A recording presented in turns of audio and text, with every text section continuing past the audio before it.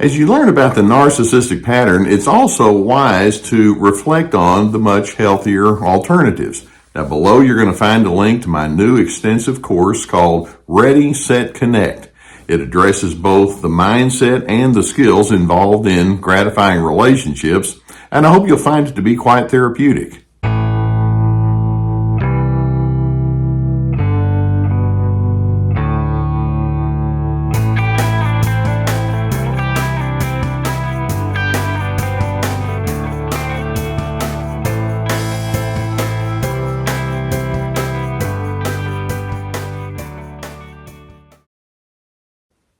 As you try to move on beyond the influences that the narcissist has brought to you, you're going to become familiar with terms like gaslighting and projection or alternate reality. You're going to become familiar with terms like trauma bonding and the false self. It's so important for you to realize that these individuals bring a great deal of confusion, and they don't have any conscience really about throwing their internal turmoil onto you. They have so much damage from the inside out, but instead of them coming to terms with that, they will promote or elevate themselves at your expense, which is then why you also hear people like me say things or use words like boundaries, which means that you want to live inside your own well-conceived ideas of who you want to be, and you want to resist the narcissist attempts to take over your personality. I mean, when you think about that, that's no one's right to do that. But nonetheless, the narcissist has a goal, and that is to wipe out who you are and to fill you with them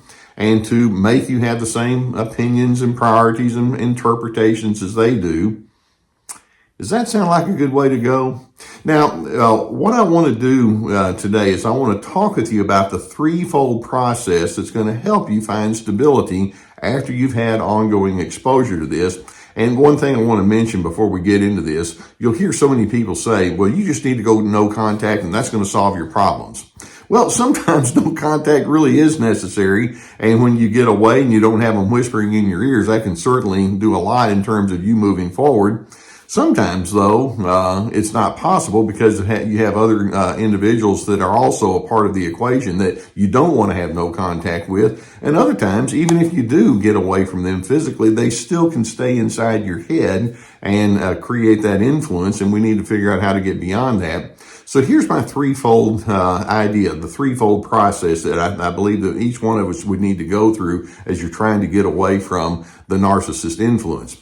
The first part of that threefold process is simply to develop an understanding of who that narcissist is, what makes them tick.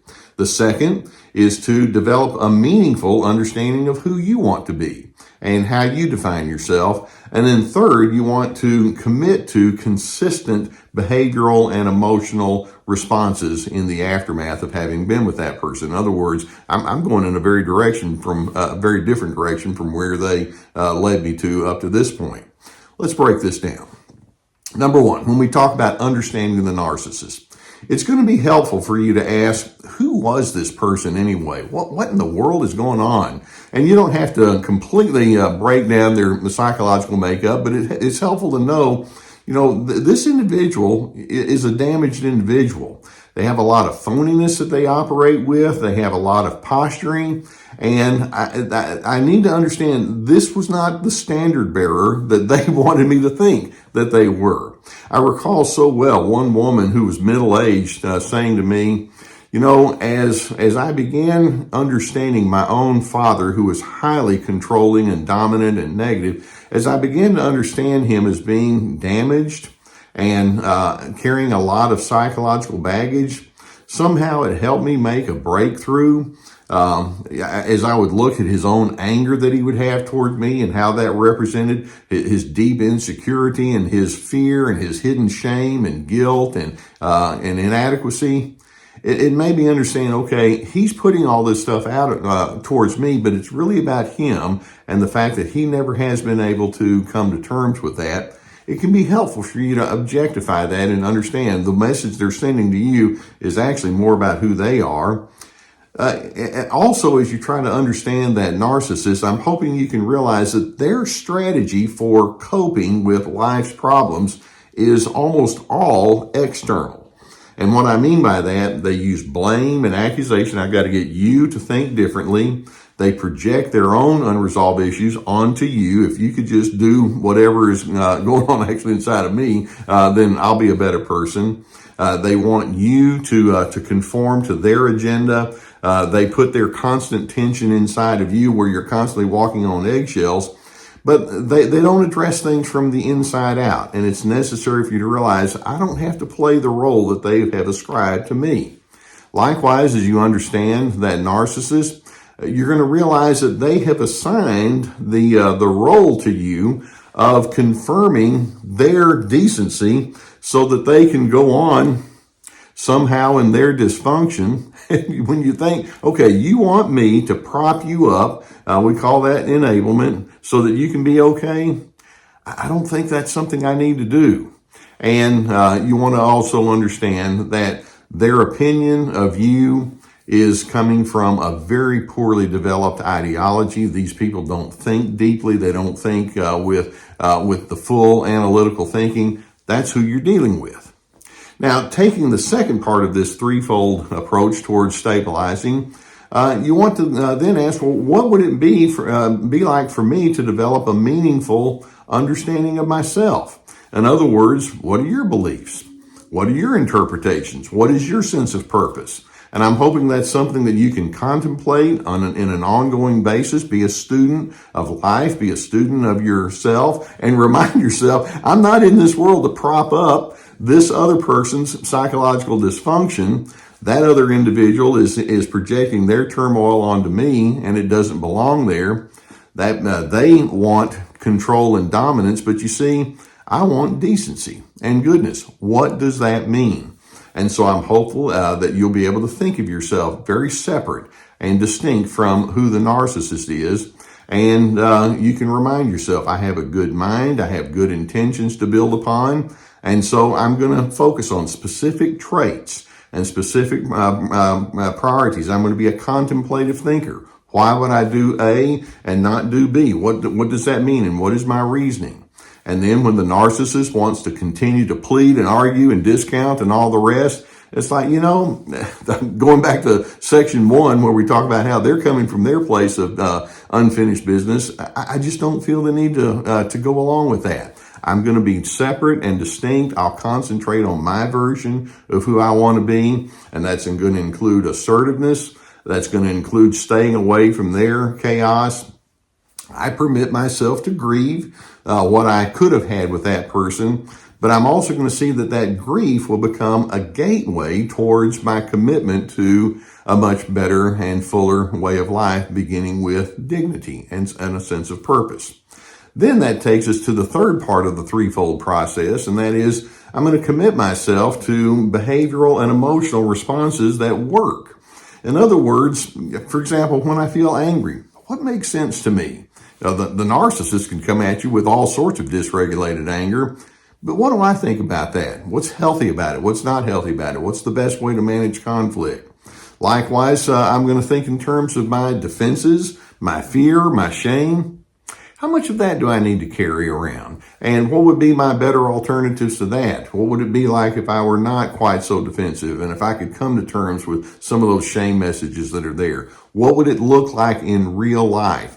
And of course, you could see that means that you would go ahead and proceed with your preferences. And when the narcissist tells you how stupid you are, it's like, well, you have your thoughts and your interpretations, but I'm going to go ahead and proceed with what I think is wise, and it's going to be a part of my lifestyle. I just simply don't really care that much. And I don't mean to be rude, but I don't really care that much about what the narcissist thinks about me because they're coming from an ill-informed position. What that means is I'm going to find the things that give me joy. I'm going to find the things that help me feel fulfilled, and I want to be a person of encouragement. If I want to spend time alone, that's what I'm going to do. If I have favorite projects that I want to focus on, that's what I'm going to do. If there are certain people or groups or organizations that I want to connect with, that's where I'm going to go. If there are self-improvement tasks that I want to focus on, I'm going in that direction. And so on and so forth, because you see, me being me is not going to be that high risk of a proposition. That means that I know when to say yes to certain things that other people put in front of me, and I also know when to say no to certain things. And along the way, I'm simply not going to have to rationalize and justify who I am. Being me is sufficient. By taking this threefold mindset and going into that process, and by the way, I'm just breaking it down into this small explanation. It takes a great deal of effort, and it can be an ongoing, years-long kind of a process. What you're basically saying is, I am not going to respond in kind to the chaos that the narcissist has brought into my life. Inwardly, you might think toward that narcissist, I've learned that there are some people in this world who don't have good insight, and you're one of them. That being the case, my superpower is my introspection and my ability to trust in my own directives that I'm going into. I'm going to be who I am. To the narcissist, you may think you can blather all you want. You can hold grudges if you feel like that's going to be helpful, and you can be upset with the differences that I bring to the equation. But the bottom line is, being me is not just okay. Being me is of utmost necessity. That's what I'm committed to, and that's how you get beyond the confusion that they bring. It's a reconstruction of your interior, and then it reflects on the way that you manage your exterior. Now, I hope that videos such as this can give you some inspiration. I hope it can give you some good awareness of what you're dealing with. If you've not already hit that subscribe button, I would encourage you to do so. And as you watch these on a cumulative basis, I hope that it actually can help you in that educational process as you move forward. Likewise, you know that I've talked to many individuals about going into therapy. I'm sponsored by an online therapy resource that I trust, betterhelp.com. We have a link that's below, and I received very good feedback from individuals. I had one woman talk about, explain to me how, well, this one that was mentioning how she began to see her father in a very different kind of direction, and it made a difference with her. This is somebody who went through the therapy resource that we have. And so I'm hoping that as you have somebody that can help you sift this out, it can give you a strength from the inside out, that's been there, it's been waiting to come out. Please, if the need is there, seek it out, and I hope that you'll find it to be helpful and beneficial. Likewise, I have my courses that I have, and it's like signing up for an online class. It would take a while for you to work through them. You can just whittle away at them, and I hope it can be part of your growth process if that's something you would choose. Each course has at least 25 videos with written documentation and guided questions. And again, those have proven to be quite beneficial to individuals. I have Ready, Set, Connect about making good connection skills. This is me about establishing those boundaries and getting the right mindset for that. And then also Free to Be, finding yourself despite the controllers. We also have my webinars that have been presented very differently. We have access on my website with many articles, with my podcasts, with my books. So there's lots of resources for you to select from. I'm hoping that as you've been exposed to narcissists, you can realize, these folks showed up and I didn't really want to be in the role that they assigned to me. And I'm hoping that you can grow beyond where they want you to be. And as you do, I do hope that you find that stabilizing factor that you so richly deserve, and you can commit yourself to DRC, to what we stand for here on Team Healthy: dignity, respect, and civility. And in the process, I'm hoping it can take you to that place of peace that you so richly deserve.